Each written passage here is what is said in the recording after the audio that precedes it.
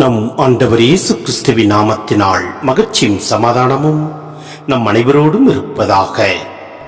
யாக்கோப்பு 4:1-10 முடிய. உங்களிடையே சண்டை சச்சரவுகள் ஏற்பட காரணம் என்ன? உங்களுக்குள்ளே போராடிக் கொண்டிருக்கும் சிற்றின்ப நாட்டங்கள் அல்லவா? நீங்கள் ஆசைப்படுவது கிடைக்காததால் கொலை செய்கிறீர்கள், பேராசை கொள்கிறீர்கள். அதை பெற முடியாததால் சண்டை சச்சரவு உண்டாக்குகிறீர்கள். அதை நீங்கள் ஏன் பெற முடிவதில்லை? நீங்கள் கடவுளிடம் கேட்பதில்லை. நீங்கள் கேட்டாலும் ஏன் அடைவதில்லை?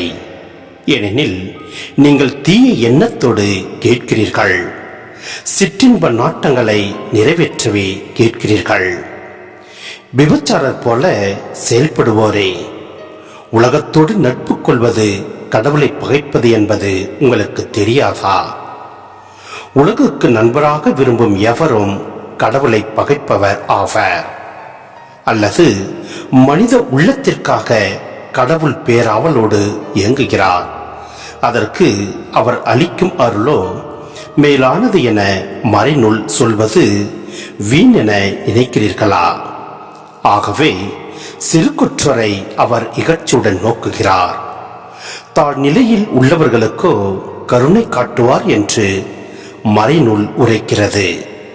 எனவே கடவுளுக்கு பணிந்து வாழுங்கள், அழகியை எதிர்த்து நில்லுங்கள்.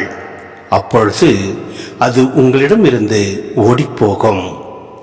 கடவுளை அணுகி செல்லுங்கள், அவரும் உங்களை அணுகி வருவார். பாவிகளே, உங்கள் கைகளை தூய்மையாக்குங்கள். இரு மனத்தோரே, உங்கள் உள்ளங்களை தூய்மைப்படுத்துங்கள். உங்கள் நிலையை அறிந்து துயருற்று புலம்பி அழுங்கள். உங்கள் சிரிப்பு புலம்பலாகவும் மகிழ்ச்சி ஆழ் துயரமாகவும் மாறட்டும். ஆண்டவர் முன் உங்களை தாழ்த்துங்கள், அவர் உங்களை உயர்த்துவார். சிந்தனை: உலகத்தோடு நட்பு கொள்வது.